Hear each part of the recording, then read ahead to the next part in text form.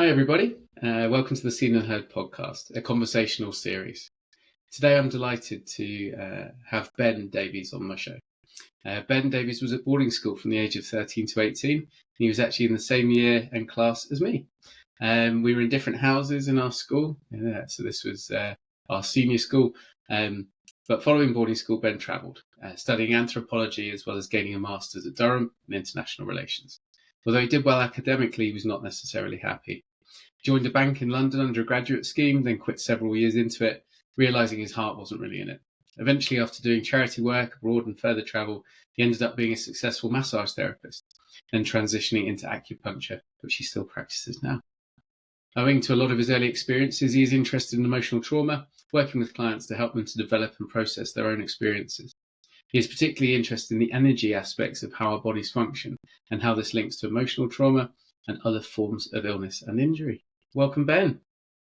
Thank you. Good to be here.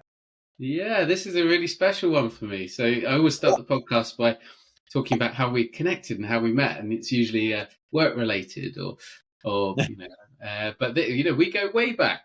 Yes, So we do. That's really exciting for me, and we connected recently, probably in the last sort of 2 or 3 months on Facebook, I think. And for decades after leaving school, I just didn't want anything to do with anybody from school or the school itself. It's only in the last couple of years of my healing journey that I suddenly feel really drawn to reach out to people. The algorithm gave me you. We started chatting, and suddenly, wow, we're in a very similar line of work. My emotional coaching, emotional health coaching, your acupuncture, both interested in trauma and healing. And then, of course, we got into it, how did we find school, etc. So it's such a pleasure to have you on, and thanks for giving me the time. Pleasure. I mean, it's great to be here. My first memory of you, which I think I shared with you a few, 2 months ago, was you telling me how much you loved Pantera in the back of a French class with Mrs. Royale, I believe her name is. I'm not sure if it was a Mrs. And that was my first memory of yourself. And then there was also some talk about, gaming and things like that with another compatriot, Niels. Hi, Niels, if you are watching this at some point. Hi, Niels. Yeah. Yes, and so that's my first memory of yourself, and I think that's all I have to say about that. I don't know what you. No, that's cool. It's amazing. Yeah, that one thing that's been super helpful and enjoyable in our conversations is remembering things. My memory of anything before around 16 is very, very sketchy. 7 to 10 is completely missing. And then sort of 10 to 13's come a little bit in there. 13 to 16, I've got a little bit more. So I really remember you as just being a really, really nice guy. And, at that point, you were boarding. You were in one of the boarding houses. I was in the day house at that point, because I'd been brought home from boarding to be at home with Mum. Mum was in the last stages of terminal brain cancer at that point. Yeah. And so I was at home with her, in her last sort of year of our life. So we knew each other at a difficult time in my life, with Mum dying. And as we spoke, we started to connect on, how you found school, how I found school, the work I'm now doing, with Seen and Heard, coaching work, just really sort of expanded. So, yeah, I mean, I'd love to hear a little bit about your early years, really. So how did you end up being in that school, boarding in that school at 13 when we met? What had brought you to that point? So I hail from this, the beautiful island of Jersey, which I'm sure many people have come across. And I was in a school there where most of my compatriots were all going to boarding school. And it was kind of, it shows the sort of echelon I was in, but that was kind of what was expected, almost like, you go to boarding school now. So, okay. And I, thought it sounded great. I was like, this sounds amazing. I get to go to school. I get to play army in the CCF, like, I get to be away from home. Like on the surface, it sells itself quite well, I think, like when you're that age, because you're kind of beginning to, you're becoming a teenager, you're becoming rebellious, your hormones are really starting to kick off. So I think it's a very tempting, I think it sells itself very well to young boys, I think, or, adolescents, at least from my perspective. And I even went there and I thought, oh, this looks great. This is going to be amazing, da, da, da. And I got there, and that was September, was it 1993?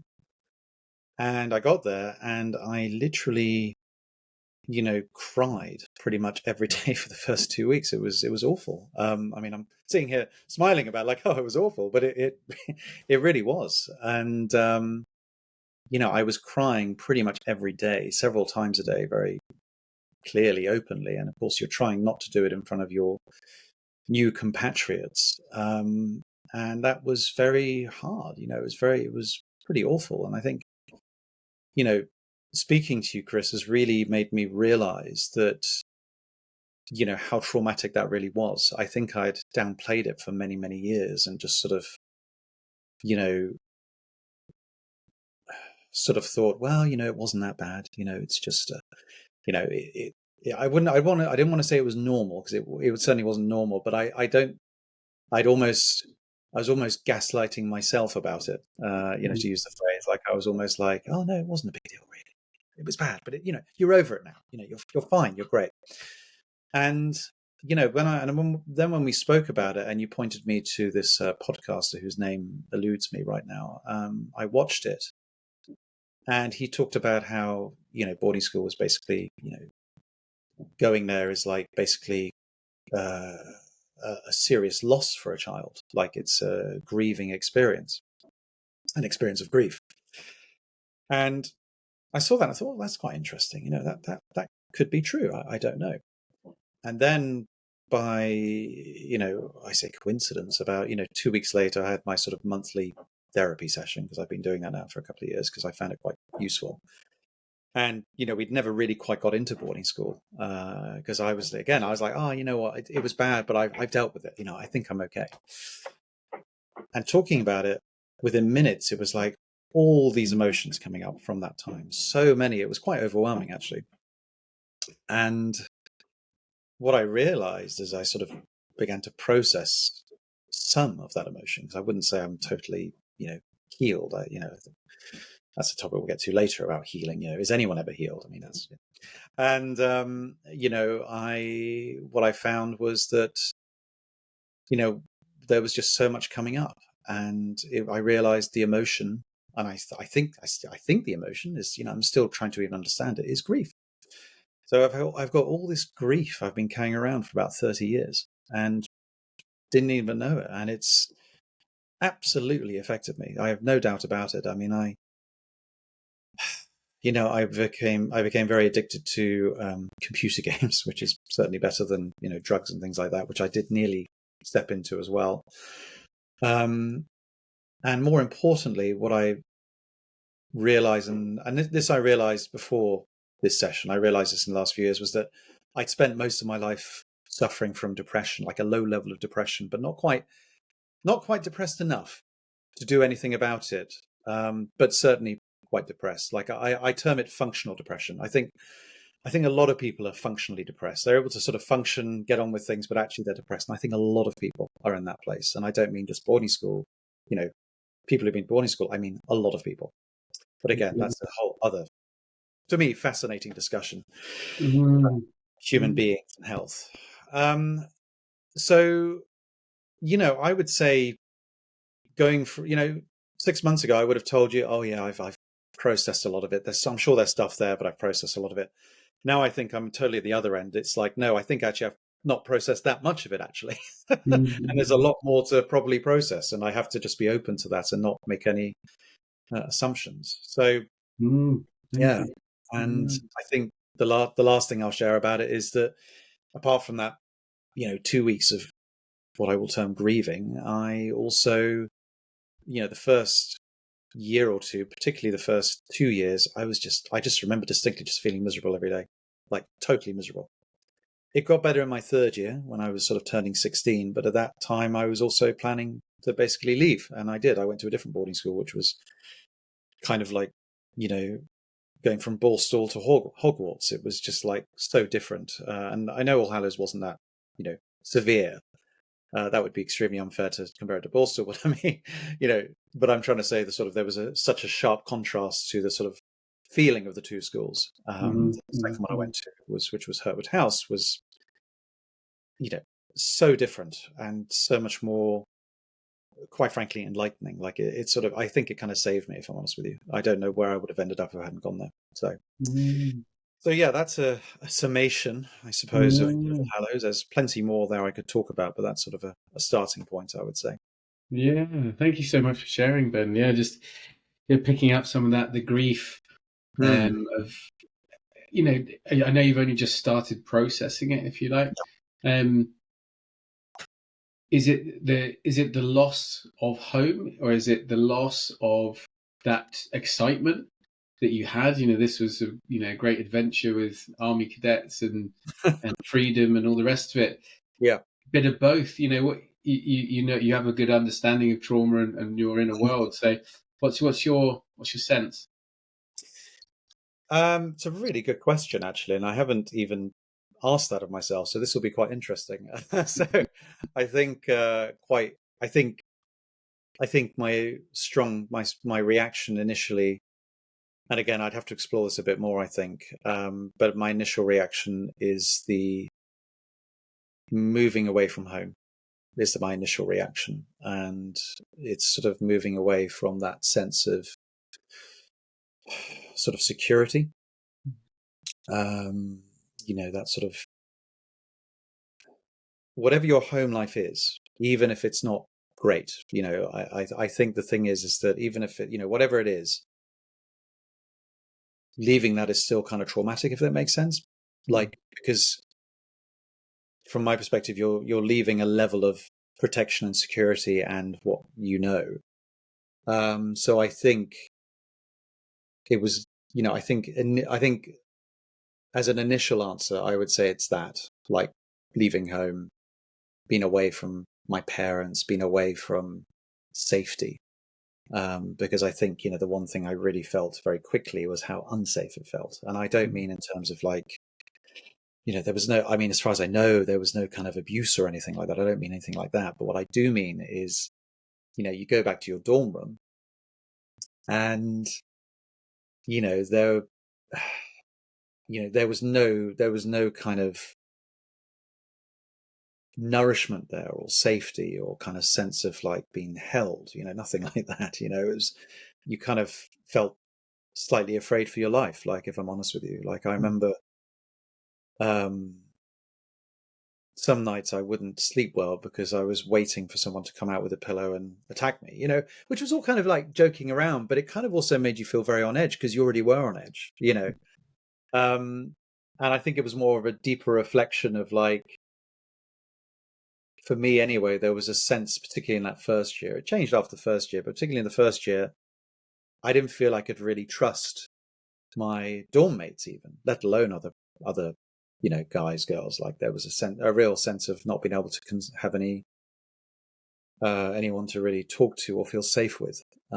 So that was my strong feeling. It was like the loss of safety, and then not having anything safe where you were, no kind of protection, or or anyone to watch your back. You didn't feel like you had your back. Anyone had your back. That's what it felt like for me. Now, that may not be true necessarily, but that's how it felt. There were experiences which reinforced that, like, where that sort of negative feeling, where, one day someone would be awesome and, like, kind of not awesome, but like, oh, I think this guy could be a good friend. And the next day they'd just turn on you and be an absolute ass to you, like bully you and stuff like that. So, it just left one with a sense of kind of like, am I, who can I trust? Can I trust anyone? And there's nowhere to go.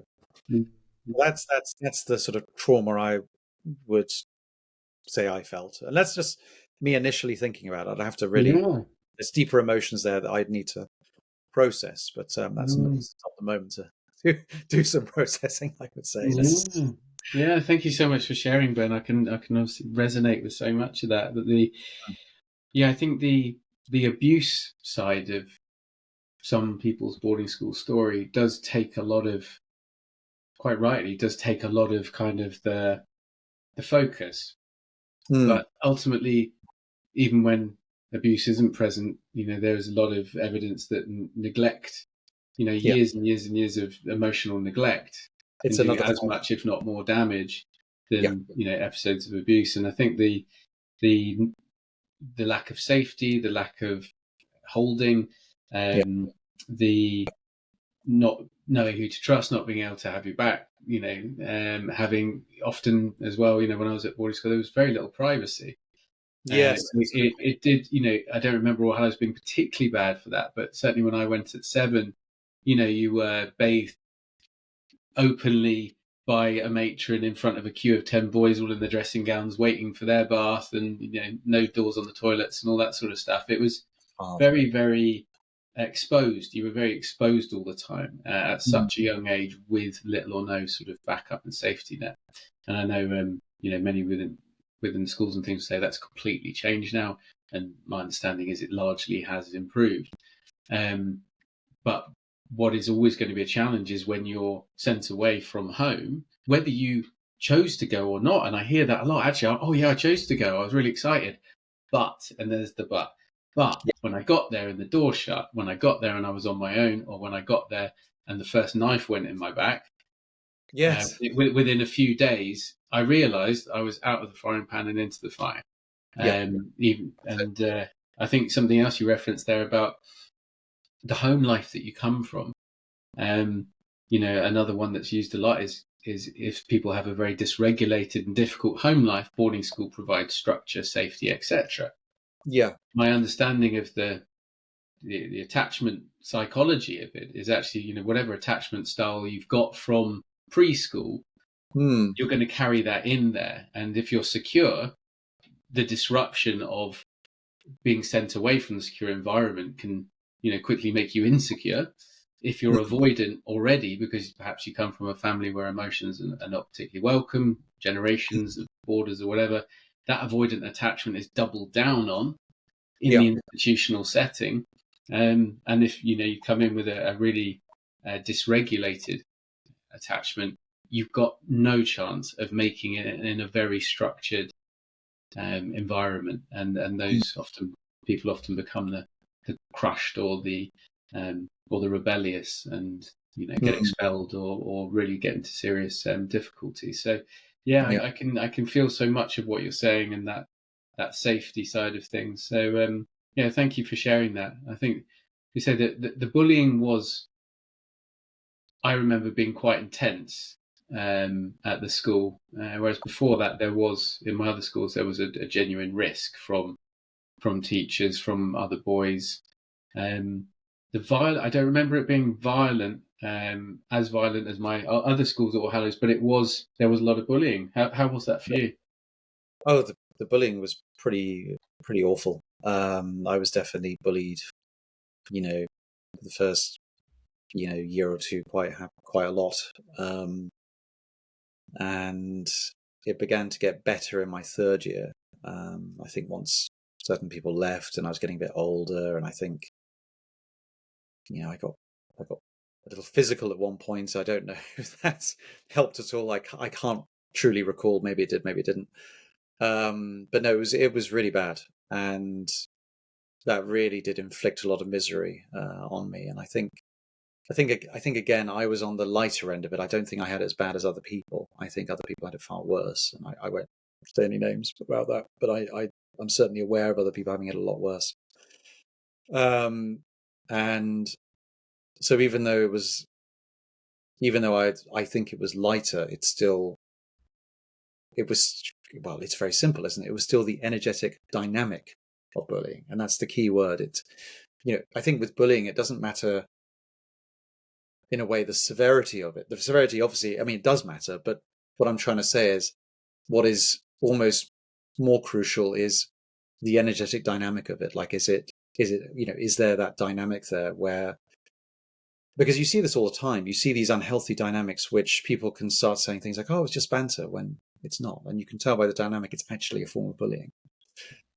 So that's what I mean. The dynamic is the key to know whether or not it's good or bad. And even if it's on the milder side, it's still putting you down and, reducing or destroying your self-esteem. So that's what I mean about it not necessarily mattering the severity of it. Is it that dynamic or not? Because it'll still have the same effect. It just may take longer. It's, less severe. Yeah, thank you for sharing, Ben. Yeah, I remember at all my schools being bullied at different times and bullying others at different times. And I think all through both my prep schools and my senior school, I know I was on both sides of that. And quite common. In hindsight, it's quite understandable.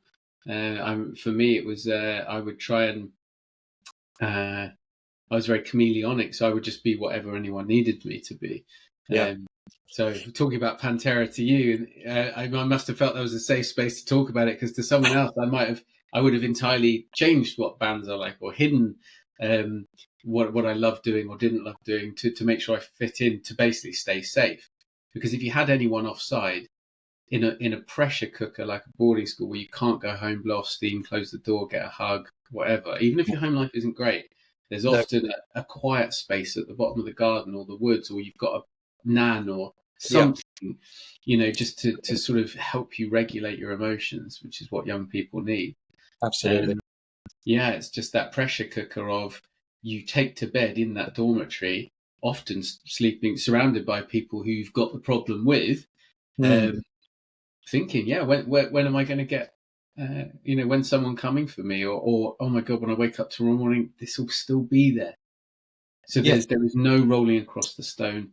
There is no way the fight or flight and freeze can settle in the body, the energy, and so you become hyper vigilant.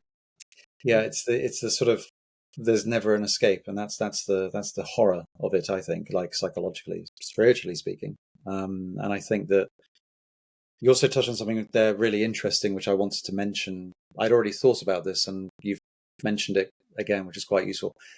The chameleonic, sorry, I can't even, aspect. I think I've certainly been like that through my life. Like, I would change in every situation with every person. I think only in the last, I don't know, maybe the last 10 years or less, really, that I've become more sort of, I don't want to use the word stable, more consistent might be a better way to describe it. Because I would just, I basically was able to, I was like one of the world's best actors, basically. I don't mean on stage, but I mean with people. I could fool people so easy into thinking I was a certain way when I wasn't at all. And I know you've had a similar experience from what you've told me. And I mean, how did I get into banking? Because I was a great actor. I ended up, again, I have to be careful what I say here, but I ended up getting into a certain job elsewhere, because I knew how to talk the talk. And, I can't talk more about it, sadly. It's quite a funny story, and you know the story, but I can't really talk about it publicly. But I basically have, been like a sort of a chameleon. And I think I really, I mean, some of the best actors in the world are people who went to boarding school. And I do think it creates that, sadly. These people, probably most of them are quite traumatized, unfortunately. And I think, I'm certainly the same. And I even wanted to go into acting for a while as well. But I'm kind of glad I didn't, because I don't think I had the emotional stability to do it, because I think I would have very much lost myself, even more than I did. Because I would say I certainly lost myself for a number of years. Like when I went into banking and other things, I was like, I'd become totally clueless about who I was, what I wanted, what matters. I was just clueless. It was only really leaving it and then beginning to do massage therapy, which, really changed things for me, actually, because it was kind of like I trained in the United States, in Arizona. And over there, massage is taken far more seriously than the UK. It's considered a proper, like, profession almost. and it was like 6 months of hippie school. Like we did, like we learned about, trauma being in the body. We learned about how to release that, yoga therapy, polarity therapy, craniosacral, all the crazy stuff. And it was brilliant. And it was a very good start. I didn't sort of come out of it healed, but it was a good start in helping to get me back on the right kind of path for myself. So I know we've sort of led away now into massage and stuff, but if you want to talk more about the acting and chameleonic stuff, please do, because I think it's a fascinating topic, which isn't talked much about. That sort of how that sort of creates these people who could be fantastic actors but absolute messes, because of the trauma they've had. Yeah. I mean, fantastic actors and complete messes. I mean, that you've just given me my biography title, I think. Okay, there we go. when it comes, but no, I mean, the last weekend was the premiere of the new film Boarding on Insanity, which is Piers Cross and Ben and Simon and Shearer's film about Piers Cross's own experience at school and boarding school syndrome and trauma, etc. But it really touches on the wounded leaders part. So the people who've come through the systems and then gone on to lead the world. I really see that the ability to work a room. Particularly politicians and things like that. I mean, some sort of Boris Johnson was often called the kind of the king of the boarding school survivors. Yes, just encapsulates it so brilliantly. Sort of the bluster, the apparent disorganization, but underneath a highly strategic mind and personality would give you what you needed in that moment, but ultimately it's paper thin. And very little follow through. So that was me. I've naturally found home in. You mentioned your banking. For me, it was sales. I just sales as well for a while. It's the same thing. It's an amazing form of acting. You can just totally lose yourself in that as well. I definitely discovered that too. Sorry to interrupt. No, not at all. No, I was just thinking. Actually, it just reflected as you spoke that I worked in property in London, and more than 50% of all the firms that I knew locally, particularly where I was working, which was Fulham and Chelsea area, all exporters, all highly, highly charming, all self-medicating every single night on a kind of a booze, drugs fueled binge, sex, drugs and booze sort of binge after uni or after school. So yeah, it was quite remarkable. But no conversation ever went below skin depth, if you like. A lot of banter, a lot of joshing. Nothing real. Anything real was kind of, it was very vulnerability. Anything real was not on the card. So it was just booze and kind of punching each other in the shoulder and banter. So I hear that. I hear that, and it's really brought that up for me. Interesting. It's funny. I totally forgotten about this because I worked briefly in a call center, and it was basically just sales, really. And this was quite literally about 20 years ago, and I wasn't bad at it. I wasn't necessarily great, but I wasn't bad. And what was so useful was the ability to act, because you could sort of understand and sniff out a person so quickly, or at least I found I could, and then just without even thinking, just adapt to them. Yes, because it's like, I think you've probably got the same thing. It's like, it's not even you consciously do it. It's an unconscious adaptation. You just are able to do it like this. And it's I think it's absolutely related to, it's partly these traumatic experiences. It's also partly what makes you up as a person. But I think it's quite common. And by the way, I should be careful what I say. I love actors. I love acting. I still think it's great. So I'm sure there are some out there who are not absolute messes, but I do think there must be a proportion too who are this way because of these sort of situations. So I don't know. Yeah, well, thank you for sharing. So yeah, it segues on nicely. Obviously, you mentioned hippie school and training as a massage therapist in Yes. Arizona. Yep. You also mentioned addiction to video games, Mm. and of course the sort of holy trinity for ex-boarders of workaholism, alcoholism, and relationship issues is a kind of a typical sort of three pyramid. But I've often seen, alcoholism substituted for, a another, whether it's drugs or something else Mm. or whatever. But that sort of trio of challenges tends to keep presenting itself. So what was it about video games? What did they offer you? Because Gabor Mate, isn't it? Don't ask why why the addiction, ask why the pain. So Yeah. what did video games give you, and what were you soothing? I think it's a good question. I think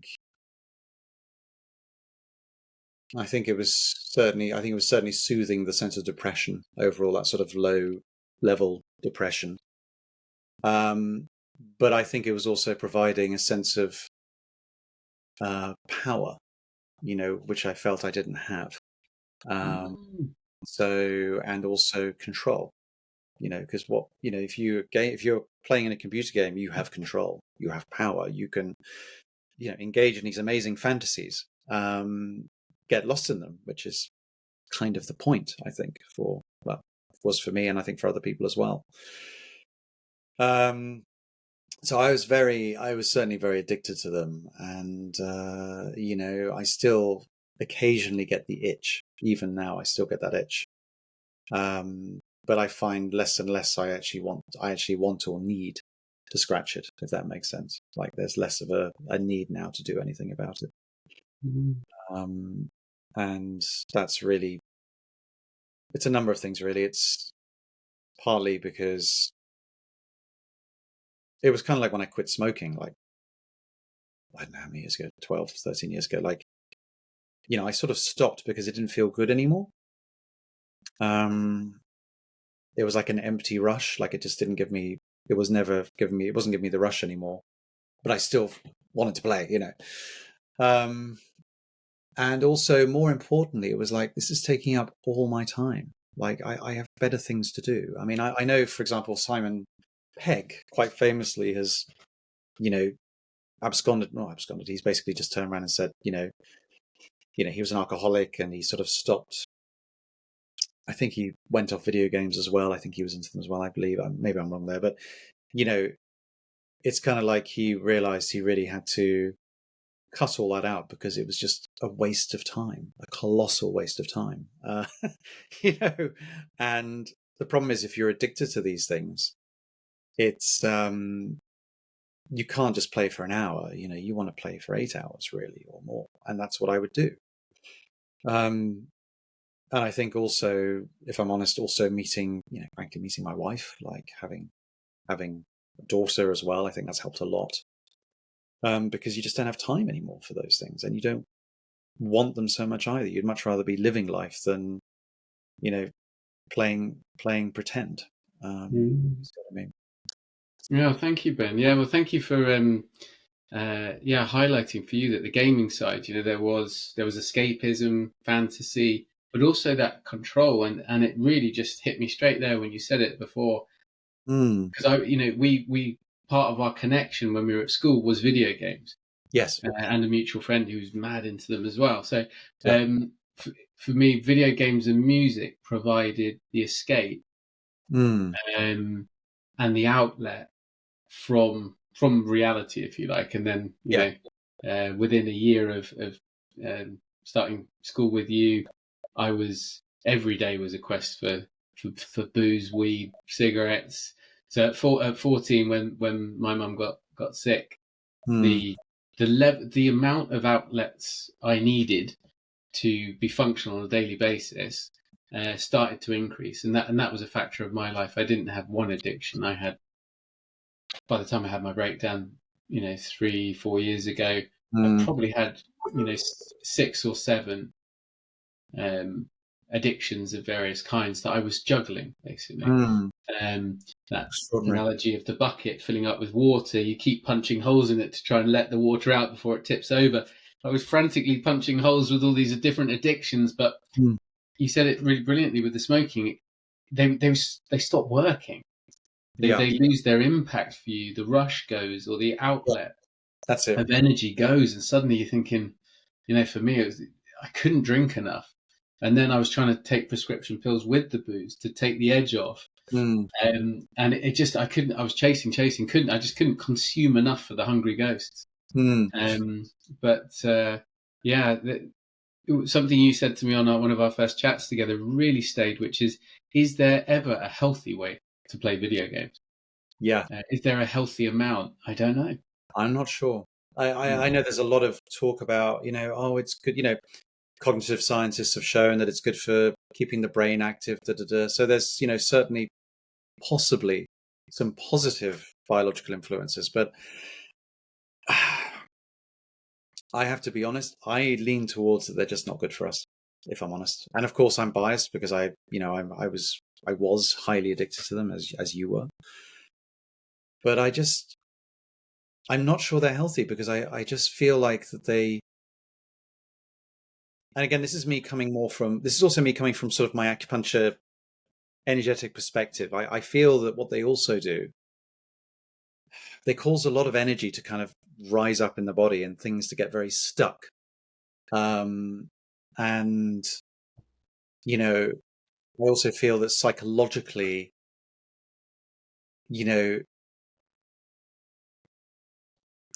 there's a sort of what's the word I'm looking for? There's like a kind of, you're kind of avoiding life and you're avoiding yourself in a way which other addictions can't always do because of the fantasy you're engaging in. If you get drunk, you're numbing yourself. But if you're playing games, you're engaging in an alternate reality, which is a real whole other level of avoidance. Wow. And bypass. So, yeah, I think that maybe they can be healthy, but I lean towards no, unfortunately. Thank you for sharing. Yeah, I think when I had my breakdown, it was triggered by virtual reality. Yes. A combination of I had COVID, very severe COVID. I was hungover.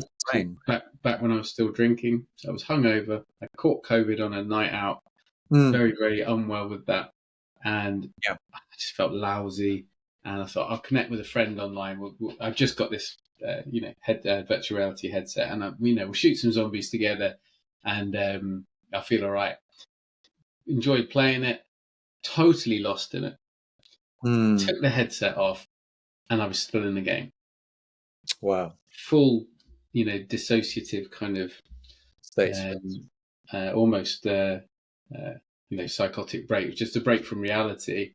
Yeah, absolutely. It turned out to be depersonalization, derealization, a very severe form of dissociation over time. And it thankfully the healing journey that ensued after that saved my life and changed my life. But it was that level of immersion and escape that I couldn't quite pull myself back from once I took the headset off. So I would be inclined, to agree. Yeah, that's extraordinary. I mean, that is literally, you could almost argue computer games are like a form of active disassociation. Wow. You sort of jump in and, you play, I don't know, Final Fantasy or, I don't know, Fable. I'm, showing my age a little bit, but, you play these games and, suddenly you're just, you are someone else, and it's you're no longer Chris, you're no longer Ben, you are this other character immersed in this adventure, where you have power and adventure and, things are great and excitement. So it just came to me. I mean, I'd almost call it like a form of, active disassociation, which you can dip in and out of. And a very engrossing one, unlike books, because books you can get a bit lost in, but it's very different. It's very mild compared to gaming, I think. Yeah, I agree. Yeah, the level of immersion is different, isn't it? Yeah. Well, thank you so much. And some, the themes, I'd love to segue now. Sure. We've touched on them, but let's first talk about your healing journey. Okay. Yep. and what's worked for you, and then that will naturally lead us into the work that you now do, with clients and with their own healing. So, was the 6 months of hippie school, was that the start for you of looking at your stuff, or had you started to look at it before? I had looked at it before, but in a very basic way. So about, after I left university, sort of between university and traveling, and between my undergrad and my master's, I met this healer by pure chance. She was going out with my cousin, and she was a real advocate of what's called primal therapy. I don't know if you've heard of that at all, which is where, so basically all it is, it's like, I would consider it like an early form of somatic experiencing almost. Like you feel the emotion, then you act it out basically. So, and forgive me for whoever watches this if I got that entirely wrong or part of that wrong, but that was my understanding of it. So, you'd feel the anger, then you'd be like, oh, and you'd shout and scream and pound and, smash things and really engage with that emotion. Or if it was grieving, same thing. So I found that extremely useful. So that's part of the reason I'd come to this conclusion that I'd processed a lot of boarding school stuff, because like I'd gone through all this like screaming and rage and blah, blah, blah. But of course, that was only just a small bit really. And, after that, fast forward, sort of 10 years later, I'm in, hippie school, massage school. And that was probably where I became more actively involved in it to a degree, into beginning to dig into things. But didn't get me all the way there, I must say. I then started to delve into shamanism, which was useful, and it's still been useful. It still has informed me and given me certain perspectives and ways of working, shall we say. But the one problem with it, and this touches on something we've talked about already, and I know you're quite interested in talking about, is, I wasn't really engaging with my emotions properly. I was, in essence, I was doing what is called spiritual bypassing. So it was great, and I learned a lot through that journey, but it was only really, the hilarious thing is it was only when I stopped engaging in shamanism that I really began to get into stuff, because it was like a distraction. It was like pulling me away from myself, because I would be like, oh, I want to go connect with this. I want to float around beneath it, which is great. But there was no engagement with my own shit. And that was of no help at all, really. And it meant I wasn't really going any forward at all, any further forward at all, when I was under the illusion that I was. Oh, I don't want to say delusion, that's not quite right, but certainly illusion. I thought I was like really advancing, getting spiritual. No, I might have expanded some of my gifts, shall we say. I don't know if that's even entirely true, if they were more expanded, but I wasn't really growing emotionally, because to really develop spiritually, and that's what I've learned, is you have to develop emotionally. It's like it's all one thing, really. Mm-hmm. So if anyone ever says to me they're on a spiritual journey, I'm like, okay, but have you had any therapy? Have you actually engaged with the horrors of what's occurred to you? Because if you haven't, then you may not have actually gone very far.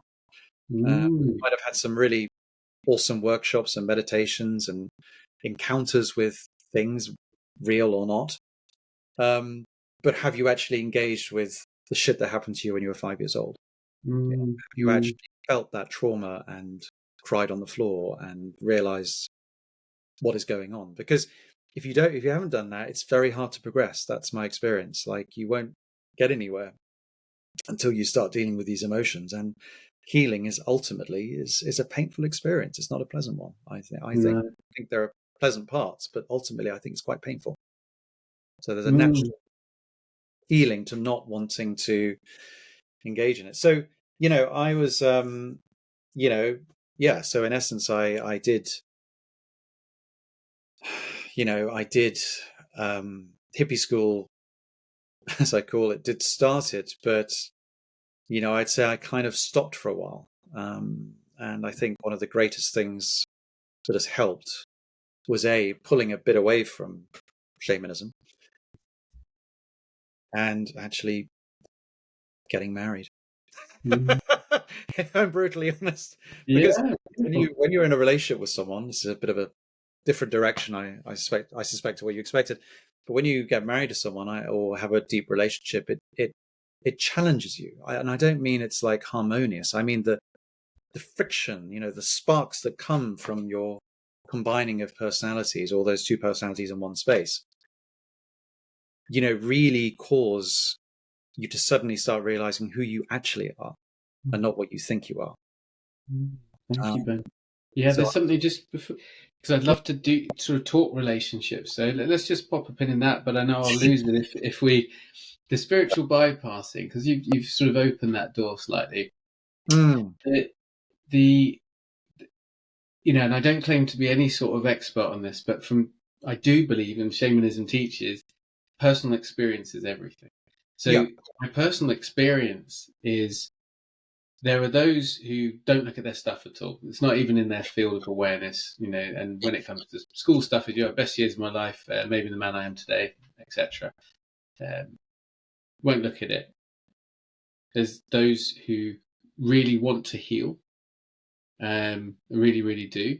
They say they want to heal, but perhaps they don't. And we'll talk about that because I know you've mentioned that. yes, There's the purely spiritual route, if you like, the workshop junkies, the way, way, way, way down the woo-woo scale, if you like, yep, but not engaging with their stuff. yep, And then the most common one I see in my work is what I would call left brain healing, where mm, they've had perhaps decades of sort of very cognitive talk therapy, yeah, never gone anywhere near body work, somatic work, energy, anything like that. And they can articulate their experience of life, where their stuff comes from, how it shows up in their daily life, absolutely brilliantly, yeah, but they're not emotionally connected to it in many yes, ways. And I think that, that's why I believe in a very holistic approach, because at different points in your life, you're going to be maybe any one of these five or bouncing around between them. yes, But if you start dealing with your stuff, there creates a bit of space then for perhaps starting to look around at some spiritual things. And that spirituality might give you a framework where the processing, looking at your stuff, whether it be somatic or cognitive work that you're doing, starts to then sort of make a bit of sense in with the either religious or spiritual or bigger than stuff that absolutely, starts going on. So yeah, just that was my experience. Is people sort of bounce around, but many get lost in one. They'll get lost in the spiritual bit, or they get lost in the cognitive processing bit. yeah. What's your read on that? I think firstly, just to say, I think it's very important I say this, like I do think shamanism is awesome in parts, but and I don't have a problem with it. What I have a problem with is I have a problem with how I was engaging with it and not Mhm. engaging with myself. Do you see what I mean? So Yep. I have to be very clear about that. Like, I just wanted to say that quickly. Like, for me, this is all about how am I engaging with myself and with these things, and by extension, that's what I look at in other people too. Like, have they done the same thing? you know. So with CBT, or engage, just being sort of stuck in those ways of, not stuck in those ways, but engaging in those ways. Yeah, I mean, I think it's just very easy to do, and I think part of the problem is it's very difficult. The part of the problem is that in today's society,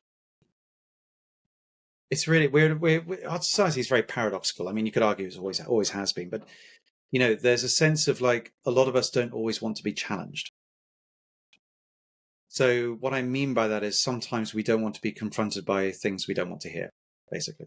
And there's a lot of that. There's a lot of, like, I don't want to get political, but in terms of, like, oh, I don't want to be triggered by this, that, and the other. And it's like, okay, I can understand we don't always want to be triggered, but frankly, if we don't get triggered, we also don't necessarily grow. So, and we talked about this a little bit. There's a balance there. If you're getting over triggered by a situation, that's obviously not good for anyone. But if you're not getting triggered at all, ever, by anything, either you're Jesus, or there's something kind of going on, that needs to be kind of challenged a bit. Like if you're not getting triggered at all, you're not necessarily going to grow much. So it's there's a need to be challenged, and when people go on these very spiritual paths, inverted commas, I mean, people can end up sort of essentially never being challenged because it's their journey. So there's like, don't get me wrong, I'm not trying to invalidate people's experiences or journeys, but what I'm trying to say is these journeys can become ways of really avoiding stuff without people even realizing. And when we're talking about CBT, though, the left brain stuff, that's kind of almost like, I'd almost term that as the very sort of materialistic reductionist way of viewing life and viewing the body.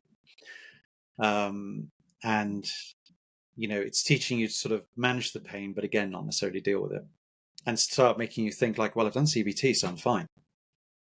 Whereas you're not. So I think it depends so much on the person and what is driving them, and how aware they are, and it's tough. It's tough. Well, thank you, Ben. Yeah, thank you for your thoughts on that. It's an important subject, and I always encourage anyone who's hoping to feel better to try lots of stuff.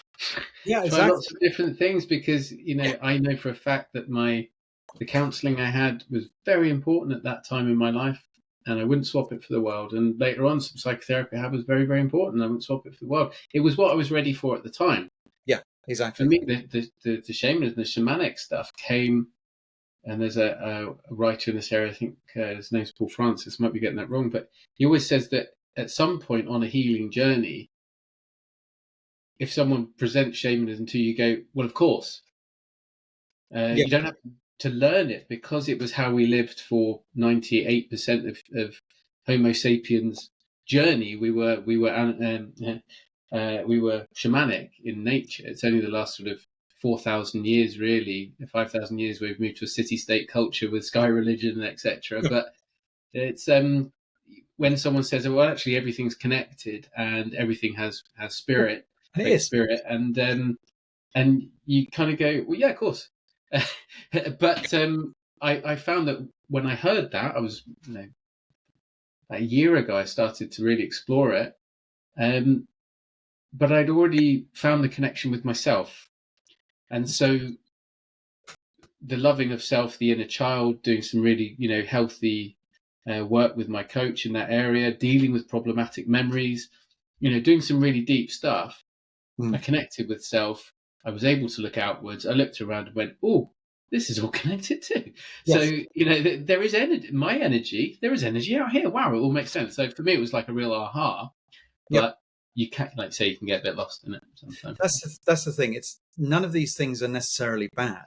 It's all about how you're engaging with them and how are you using them. That's the key. It's like everything, right? There's nothing wrong necessarily with many things. It's just how are you engaging with them or using them. I mean, there are shamans in Peru who use nicotine as part of their rituals. They smoke. Of course, we consider that bad, but for them, it's very good.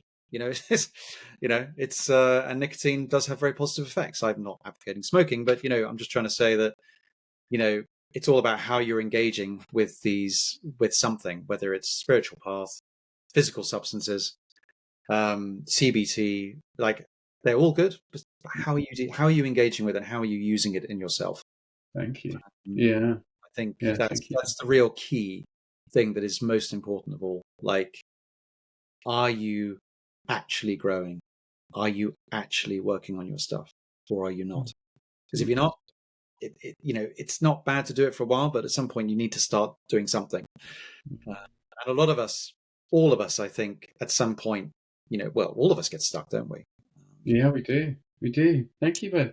So I'd like to talk particularly about acupuncture and Yes. energy work, Yeah. but can't do that without coming back to the pin we put in relationships, because Yes. they've been, when you have relational trauma as a Mm. young person, um, at home, at a boarding school, wherever it be, the separation, the loss of relationship with Mm. yourself, with others, etc. When you have that relational trauma, I've heard very wise people that I sort of have worked with. You can't heal solo.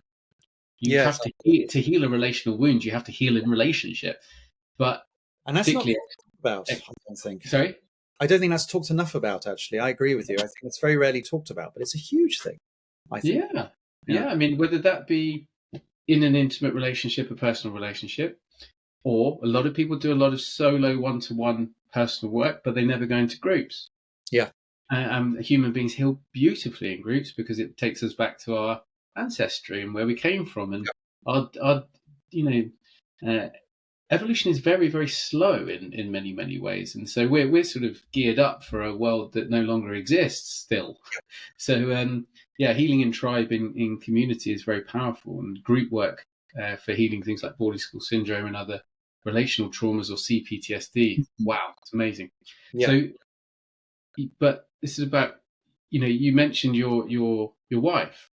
Mm. Until this relationship, and I'd love to hear how that journey's been for you. Mm. What were your relationships like in life? Pretty distant, I would say. I had some one or two close friendships. In terms of actual like romantic relationships, I either knew relationships which involved me in sort of a more anxious attachment scenario, so them being, them being sort of unavailable, running away, and then that causing a lot of anxiety, so that sort of unhealthy attachment.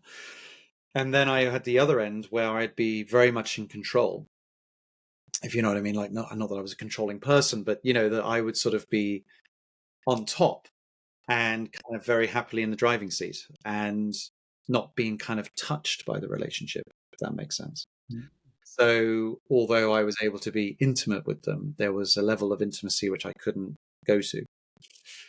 And I think with my wife, it's with who I've met, Katya, she's just upstairs actually.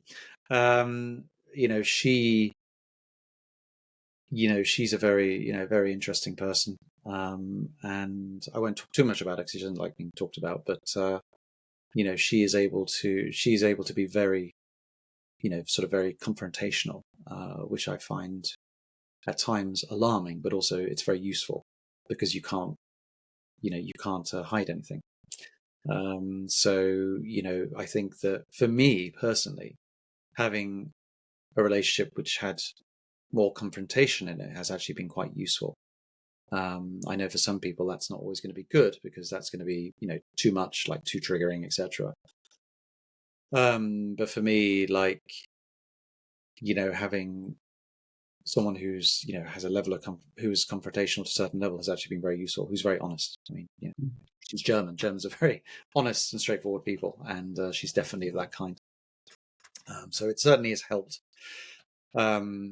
And I think then also engaging in therapy as well, frankly, that's also helped a lot as well. So, Thank you for sharing. I resonate very deeply with that. My partner is a securely attached person with very strong sort of warrior energy. Very sounds familiar. definitely not sort of backwards and coming forwards, and I find it very challenging. But Yes. it's what I know. It's what I need to grow, because I need to get comfortable being uncomfortable. Yes. Like, as you said before, that's where the growth is. Where there is discomfort, there is growth. Yeah. Not all the time, because No. growth plus rest, stress plus rest equals growth. Yeah. Stress plus stress equals burnout. So there has to be I'm sort of leaning into this discomfort. I'm on the edge. There is some growth here, but then there has to be the hard dropping away. and let it settle. Otherwise, we become stressed and burnt out. But that's beautiful that you've got that in your life now, and it's helping you to heal. So I'm hearing from your journey there's therapy, shamanism, but let's talk body. Let's talk energy as well, because whether it be massage therapy, whether it be acupuncture, whether it be other, I'm an emotional freedom technique practitioner, which is very closely aligned with acupuncture and acupressure. So, yeah, talk to me a little bit about how that worked for you personally, and then why you've made it your purpose, your mission. My calling. So, yeah, I was always, slight side note, I was always interested in energy and the woo. So it was only natural that when shamanism appeared on my radar, I was like, oh yes, I'll go for that. Thank you. I was always interested in it, and I sort of would do sort of energetic healing work when I was a teenager, and I had some quite, incredible results. I was like, wow, this is amazing. It works, But for a variety of reasons, which I'm not going to go into today, I sort of decided I kind of didn't want to continue down that path. Let's just put it that way. It was a bit freaky, as you discover if you get into the woo. It's certainly not unicorns and rainbows a lot of the time. It's actually quite the opposite. And so, but anyway, it all ties together really. Like basically, when I got into massage school, I saw that as a way of kind of beginning to re-engage with that healing aspect of myself, where, but instead of using my energy, I could just use my physical hands, and sort of do that.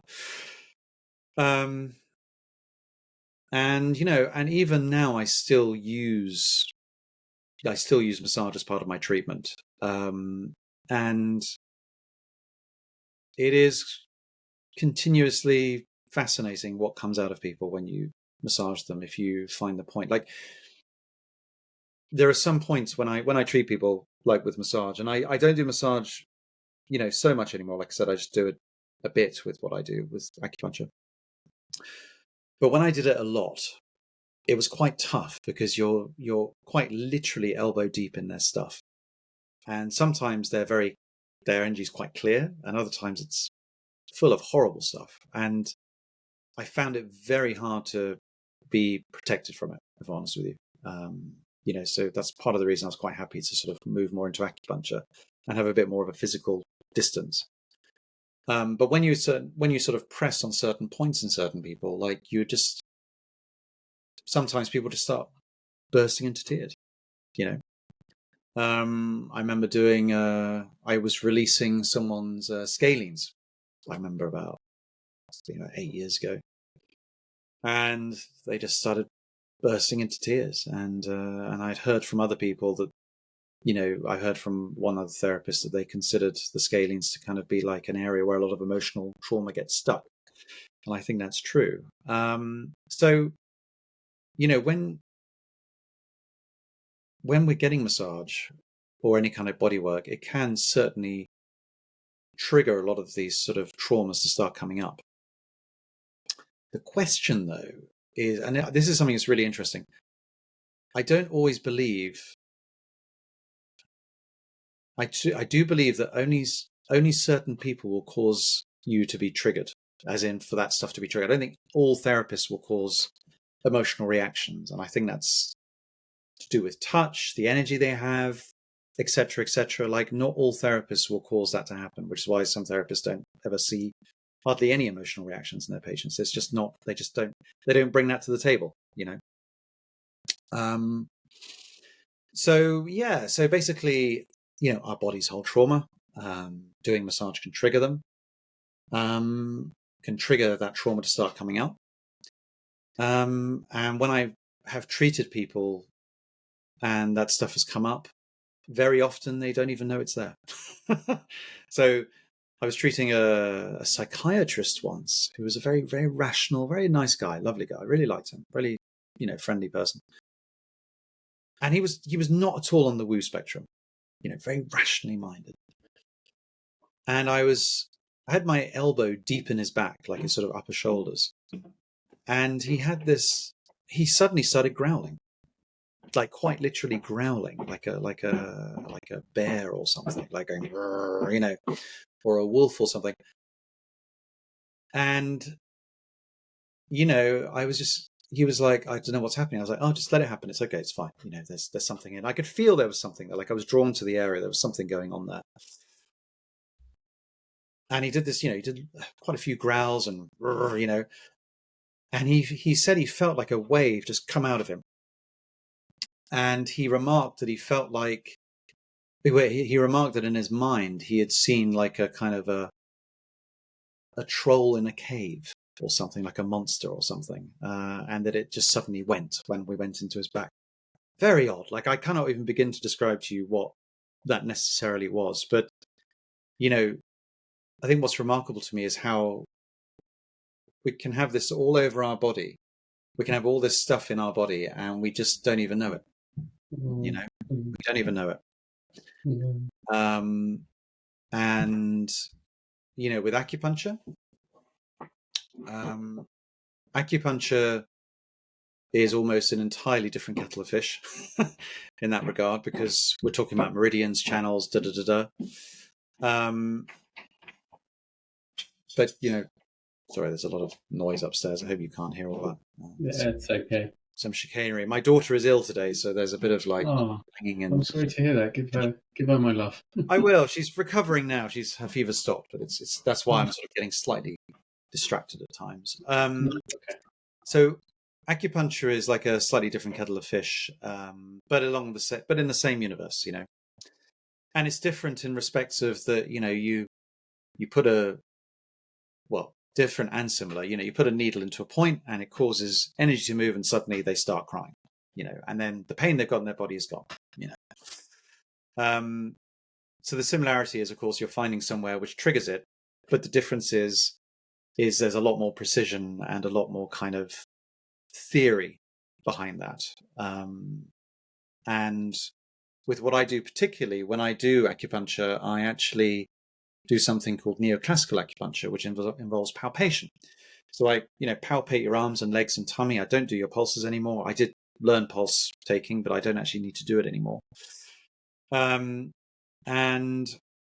you know, I feel for where there are blocks, and where there are blocks, basically, that it hurts or it tickles. And then I choose a point based on that. And then as the body rearranges itself, that's when, if there's anything stuck and it's ready to come out, and that's a very key point, is if it's ready to come out, it'll just come out. You know, and I think with the thing I want to say about massage as well is that massage can kind of force things to come out a bit more. Whereas I feel acupuncture in general is a bit gentler. You know, because if someone's going deep into your shoulders with their elbow, they're literally forcing something to come out. Whereas you're putting a needle in, the body has a bit more control and a bit more regulation about whether or not it wants to actually let that out or process that. So yeah. Amazing, Ben. Thank you so much. I mean, I'm fascinated by anything, you know, that people kind of get a little bit stuck in the mind, Yes. and then others might get a bit stuck in the body. Yeah, it's one super system, you know, mind, body, soul.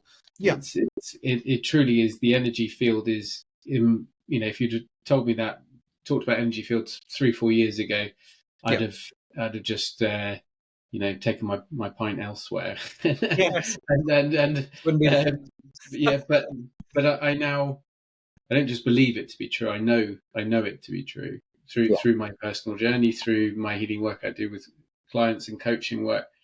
It is extremely real, and with emotional freedom technique, which is tapping. Yes. You know, working with acupressure points around the body, and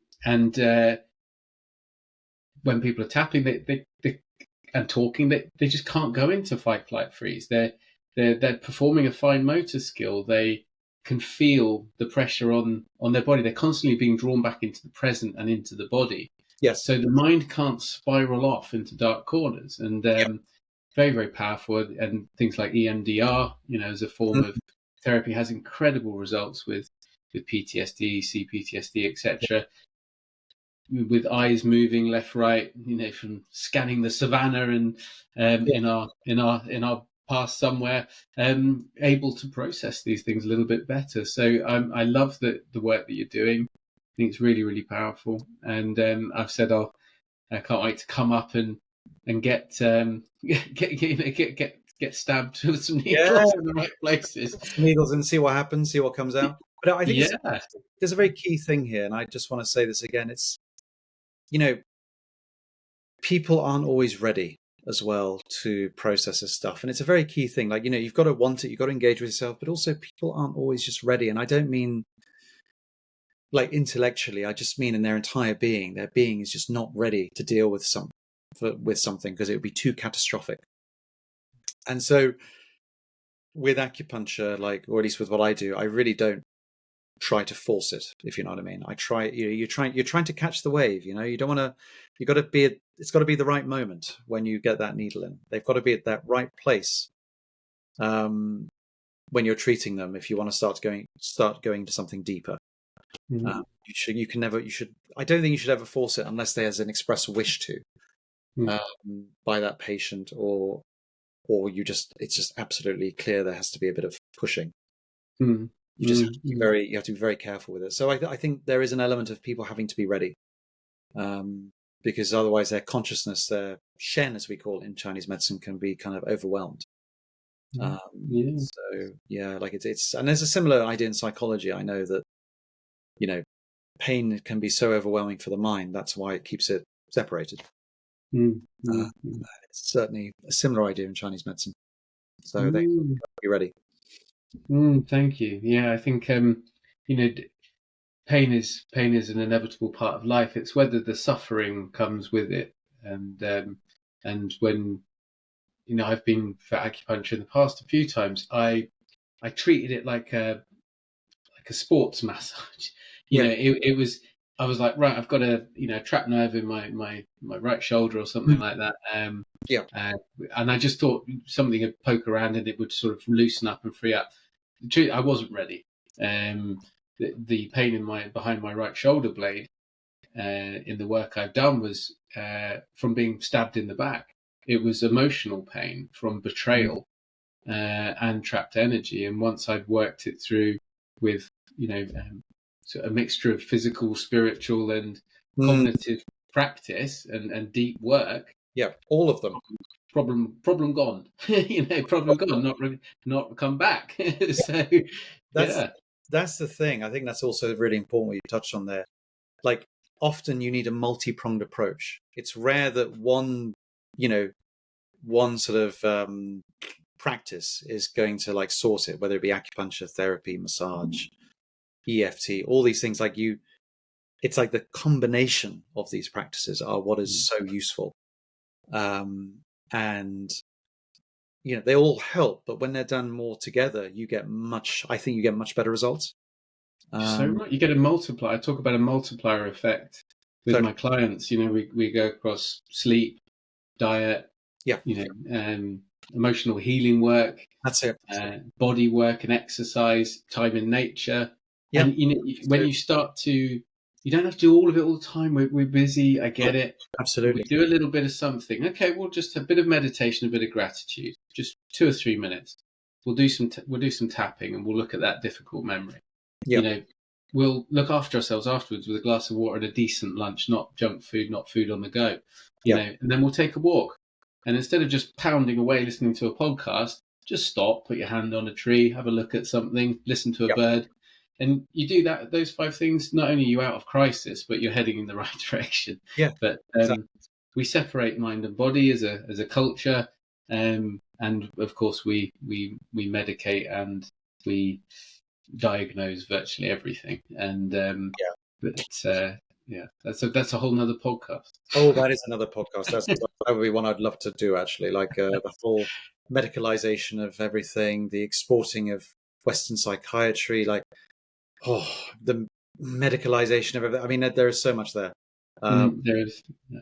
I'm afraid it is another topic. We'll have to do that one another day. So as we start to bring things to an end, Ben, is there any sort of final thoughts from you? Anything you would like people who are listening to understand about your journey, about the work that you do, or perhaps about, if they are trying to heal to grow themselves, or they're not feeling good at the moment? What would you say? I would say the first thing is be kind to yourself. Be kind to yourself. That's the first thing I would say. Just be gentle. Like, don't, you've probably been beating yourself up for a long time already. Like, you don't need to do any more of it. That's the first thing I would say. And then the second thing I would say is, we've kind of touched on this already. Just try things. Try things. Get a recommendation. Try things, and don't give up. Like, there's very commonly people will go for a massage or for therapy or for acupuncture. They go a couple of times, they don't get results, and then they just write it off. They say, "Oh, therapy's not for me. It's not any good. Acupuncture's not for me. It's not any good." Da, da, da, da. And the truth is, it's not necessarily about the practice itself. I mean, it can be. It's more often about the therapist, how you connect with them, where you are. So the key is not writing off something if it doesn't work. It's trying again or trying something different and just keeping on trying things. And if it doesn't work, don't write it off. Just maybe come back to it another time or try someone else. Beautiful. Very, very powerful word. Yeah, that would be my thought. Thank you so much, Ben. It's been such a joy, not only because of our history together, but I feel deep gratitude to have found you again after all these years, and found that connection. Obviously, we got so much we can talk about and learn from each other, etc. And I really look forward to that unfolding. But if people are interested in your work, your acupuncture practices, it's sort of Oxfordshire way. Whereabouts is it? So I'm based in Oxfordshire. I work in Summertown Clinic as well as Tame Therapy Clinic. So Summertown and Tame. Summertown is just in the northern part of Oxford. And my website, if you want to have a look, yes, please. Yeah, BenjaminJohnDavies.com, and that's BenjaminJohnDavies.com. We'll put that in the show notes so that people can get in touch. And wishing your daughter a speedy recovery. Sending our love to her and to your wife. And Ben, we'll say goodbye now. But thank you so much for coming on. Thank you. And no, it's been really enjoyable. Thank you. I really enjoyed that. Amazing. Well, thank you so much, everybody, for listening or watching today. I've been chatting to Ben Davies. This is the Seen and Heard podcast, a conversational series. Please like, subscribe, comment for more episodes, and really look forward to seeing you again sometime. Thanks very much. Thank you.